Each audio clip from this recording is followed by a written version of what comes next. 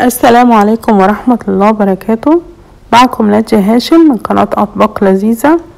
هنعمل مع بعض النهاردة حاجة حلوة زي ما طلبتوا مني لمرضى السكر الأطفال والكبار. هتنفع الاتنين وتنفع كمان للناس اللي عاملة دايت لأن سعراتها الحرارية مش كتير.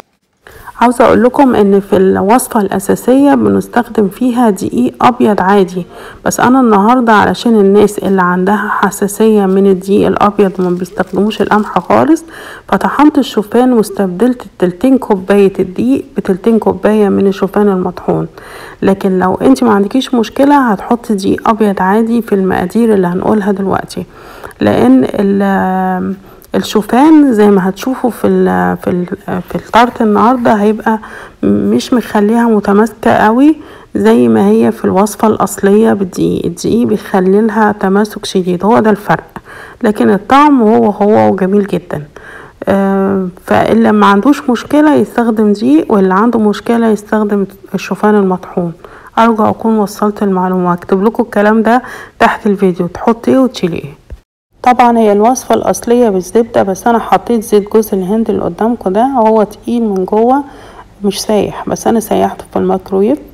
وهو صحي جدا، بيطرد الدهون من الجسم وممتاز. أنا بستخدمه في البسكوتات والشغل بتاعي يعني.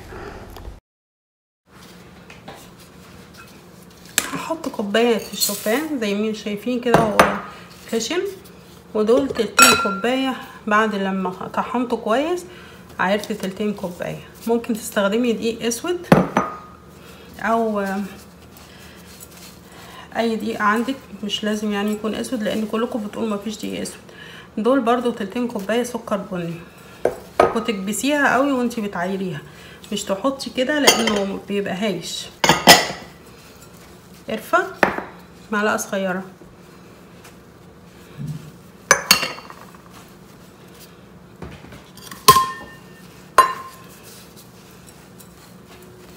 هخلط عليهم الزبدة السايحة، سواء نص كوباية زبدة او نص كوباية زيت جوز الهند. زيت جوز الهند مفيد جدا، ان هو اصلا بيحارب الدهون اللي في الجسم.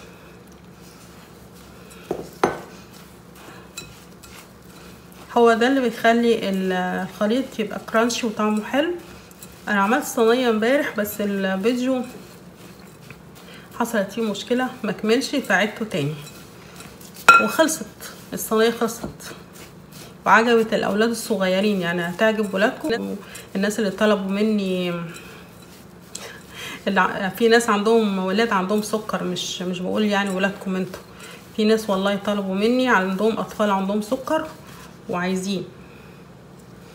ممكن نحط تلت كوبايه كفايه، يعني انا شايفه ان هي كده تمام قوي. تمام خلاص كده. هاخد منهم شويه اخليهم على جنب للوش، يعني دول كده كفايه، حطهم فوق الفراوله. ماشي، هخليهم على جنب كده.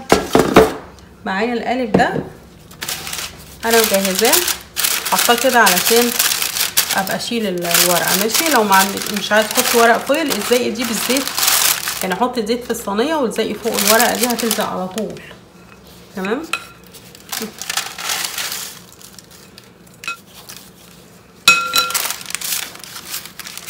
هي طبقه مش كبيره عشان تبقى مقرقشه وحلوه. هتثبتيها كده وخلاص. اعملي طبق نحط فوقها الفراوله. بعد كده دي معلقه كبيره من الدقيق عليها معلقه صغيره من النشا، هنحطهم على الفراوله ونغلفها بيهم اهو، وهحطهم فوق وش الصينيه. يعني نفسي تجربوها وتقولوا رايكم، طعمها احسن من اي حلويات في الدنيا.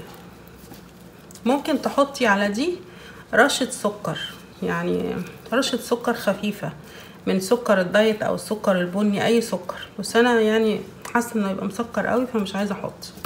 وهي الفراوله حلوه لوحدها يعني. هنحطها دلوقتي في الفرن، هتاخد 20 دقيقه على درجة حرارة 375 فهرنهايت او 190 مئوية. شايفين شكلها حلو ازاي؟ هعصر بقى الليمون يعني قد معلقتين كبار، عشان في بذر فانا بحط ايدي يعني.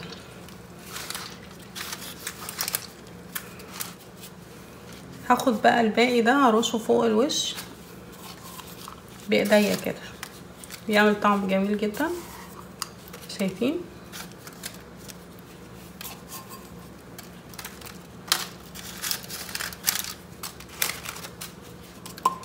خلصنا، ما خدتش ثواني. ماشي، هوديها الفرن زي ما قلت لكم واوريها لكم بعد 20-25 دقيقه. انا طلعتها من الفرن، هي لسه دافيه، يعني المفروض تسيبيها تبرد خالص، وكمان بنحتفظ بيها في التلاجة عشان الفراوله، وكمان عشان تبقى كرانشي. وعايزه اقول لكم معلومه مهمه، لو انت عملتيها بالدقيق سواء اسمر او ابيض هتلاقيها متماسكه جدا والقطعه منفوخه وكبيره. اما الشوفان مش مديها اللي هو الشكل الحلو اللي انا كنت عاملاه امبارح زي ما قلت لكم والفيديو مكملش. فارجو ان انتوا تعملوها بالدقيق، حتى ولو كان اسمر هتطلع معاكي النتيجه احلى في كل حاجه. ولو انت بقى ما عندك مشكله مع القمح يبقى هتعمليها بالشوفان بس. هكتب لكم المقادير تحت الفيديو بالطريقتين، يعني البدائل، يعني قصدي بدائل سواء زبدة وزيت او دقيق وشوفان، علشان تختاري اللي يناسبك. كل واحد عنده ظروف مختلفة عن التاني.